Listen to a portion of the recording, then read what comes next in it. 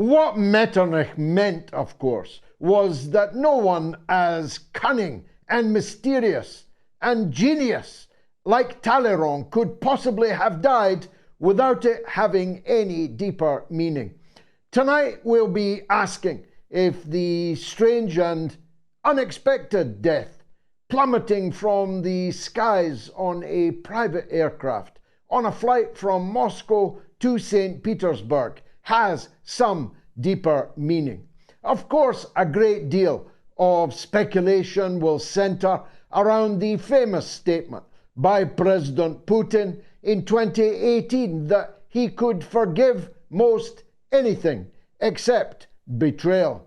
We can recall the statement by the same President Putin that those who led just 2 months ago the so-called March on Moscow had done an act of treason and that they would be dealt with. Of course, many will imagine that this all proves the long hand of President Putin. But you'll not be surprised, perhaps, to learn that in this case, at least, I don't think so. For a start, it blows a hole in Russia's opportunity to gain from the turmoil in Niger, where I assume the last video appearance of Prigozhin was filmed. The Wagner group is very important, not just in Niger, but in Burkina Faso and also in Mali. It is also fighting ISIS and Al-Qaeda terrorists in other parts of Africa. Now, they may continue to do that without their head, but the plane that blew up over Moscow today also had his deputy, Utkin, in the plane beside him. So Wagner just lost their leader and their deputy leader, and blowing away perhaps the possibility of a decisive role in a big crisis in Africa, where US and French imperialism was seeking to reverse the coup in Niger. The second reason why I don't think so is the BRICS. This is a gathering of immense importance to Russia in Africa, in South Africa. Putin himself just delivered the address he could not make in person by video hours before the events surrounding the plane crash between Moscow and St. Petersburg. It's an embarrassment for Russia, whether Putin had him killed or whether someone else successfully assassinated him, which is the theory to which I myself, in events that are only an hour or two old, am beginning to lean. I'll tell you why. There are far more unspectacular ways of killing Prigozhin than blowing him out of the sky with the death of 9, or let's call it 8 others, 3 pilots, other passengers. If he flew out from a Moscow airport, he could have been killed in the Moscow airport with 1 bullet or 1 whiff of Novichok. He could have been dispensed with very cleanly, with no collateral damage, and in a way which would have drawn far less international interest.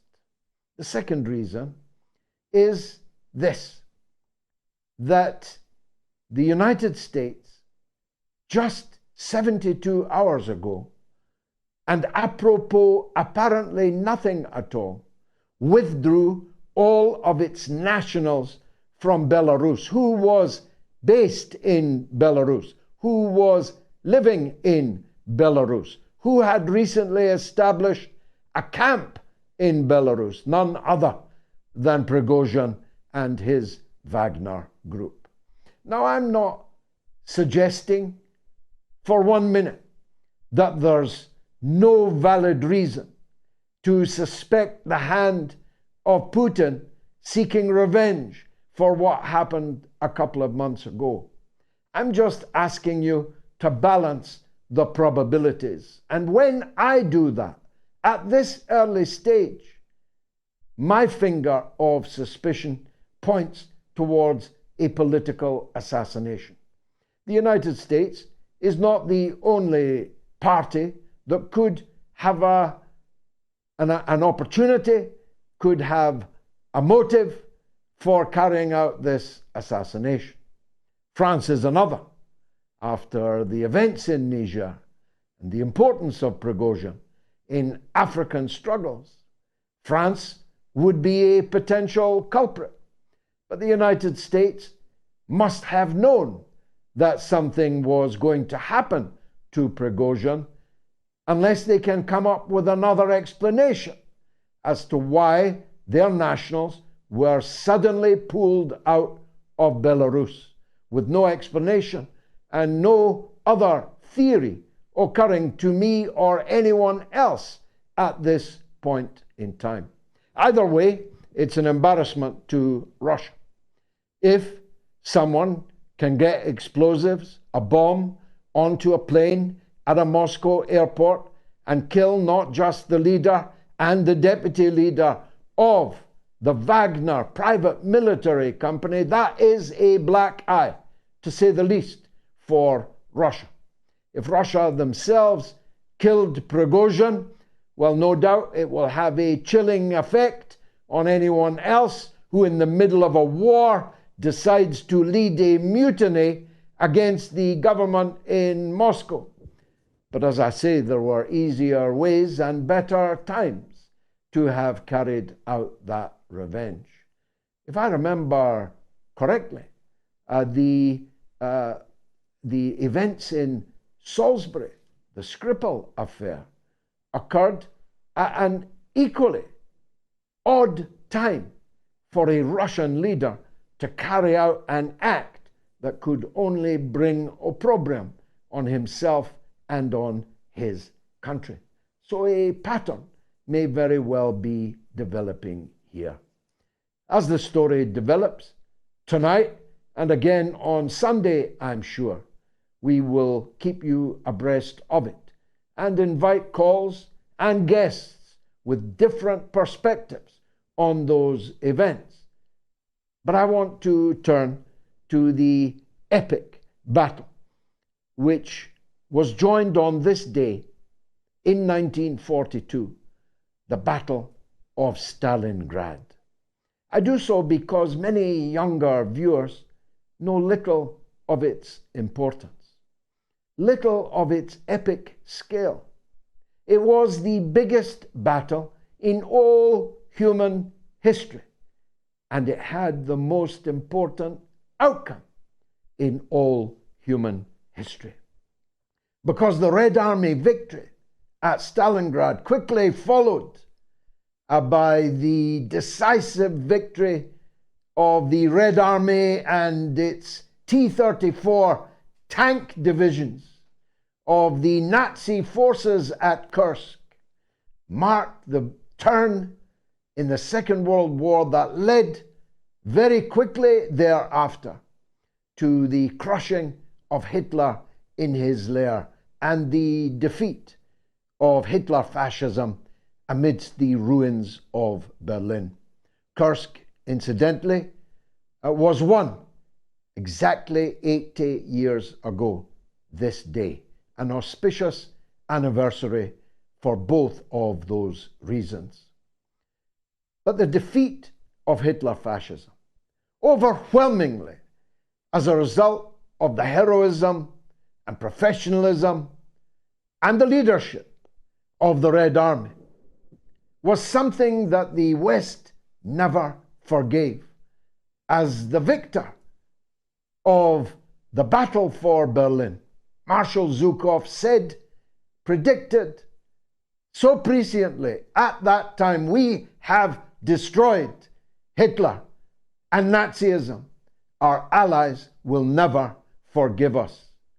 How significant a prediction that turned out to be. Because although the Red Army broke the siege of Stalingrad and decisively crushed von Paulus and the beasts of fascism that had besieged the city and caused such slaughter. The truth is, Russia has been besieged ever since. It was besieged immediately that the victory was won in Berlin. The Iron Curtain was not erected by the Russians, it was erected by those who actually had a plan to turn the Nazi divisions around and lead them into a war against the then Soviet Union. And the author of that plan was the British Prime Minister Winston Churchill. The Cold War was begun not by Russia, but by the West. NATO was formed not as a response to the creation of the Warsaw Pact, but 4 years before the creation of the Warsaw Pact.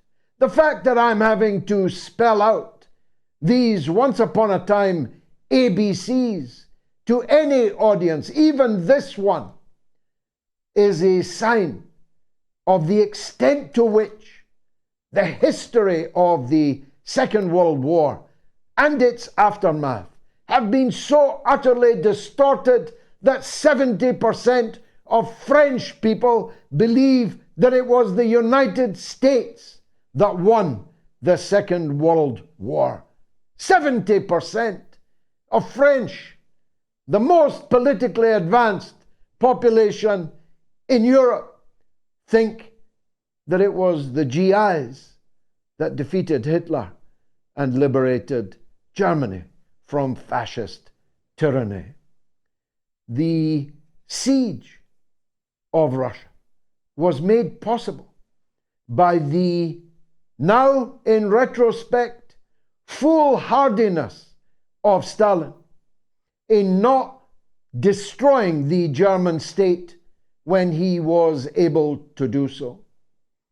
I mentioned Metternich earlier. Bismarck united all of the principalities of Germany and created a mighty military power out of it, which danced in the streets of Paris on 2 occasions subsequently. Germany invaded and conquered France 3 times in 70 years.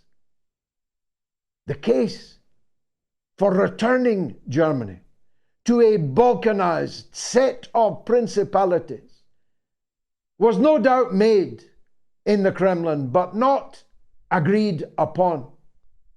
They settled instead for a line east of which, when Russia agreed to abandon that line, NATO would never advance, according to the promises of George Bush I and all of the presidents and secretaries of state until Bill Clinton began the super expansion of NATO during his presidency. But it would not have been possible if the German state had been broken up, as it is now clear it should have been. And now Russia again has panzers on its territory, not all that far from Kursk. Why do I dwell on this? Not just because it's an important history lesson, but because I'm thinking that no such moderation, no such reasonableness will ever again win the day in arguments in the Kremlin.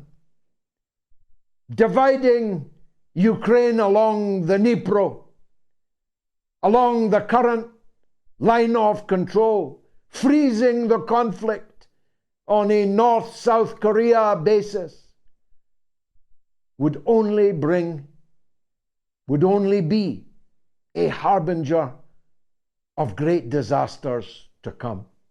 A division of Ukraine into East Ukraine and West Ukraine, with West Ukraine becoming bristling with weapons, including nuclear weapons, would only move the front line. A much more radical outcome of the war in Ukraine, it seems to me, is much more likely. And I'll be discussing that with my guests in the rest of the show. But let me turn quickly to the United States of America, where this evening Donald Trump and Tucker Carlson go head to head with Fox News's so-called debate between the runners in the donkey derby, who are the opponents of President Trump in this contest. I'm sure, as you are, that Tucker and Trump will win the day, the ratings war. In fact, it will be no contest by an entire furlong. These two thoroughbreds will trounce the opposition in the donkey derby. But that's not my point. If you have not yet seen the interview between Tucker Carlson and Colonel Douglas Macgregor, whom you saw first here on the mother of all talk shows, and more than once, then you have missed the most important interview that you may ever watch in your entire lifetime, unless the lesson of that interview is learned and heeded and acted on quickly. Colonel Macgregor's tour de force and Tucker's monologue about how this war in Ukraine has been the big lie, a big lie of which Goebbels himself would have been proud. All these lies have led to the deaths of hundreds of thousands of men, most of them by a ratio of 5-to-1. Ukrainian men, the flower of the Ukrainian people, now laid in the ground in the service of that big lie. Colonel Macgregor, a combat veteran, an officer and a gentleman, a former White House and Pentagon advisor, lays bare the extent of that big lie. And I really hope that once you've watched this mother of all talk shows tonight, and once you've watched Carlson and Trump, that you don't miss out and watch Carlson and Colonel Macgregor, the most important interview you may ever watch. Fasten your seatbelts. It's going to be a bumpy night. It is already the mother of all talk shows.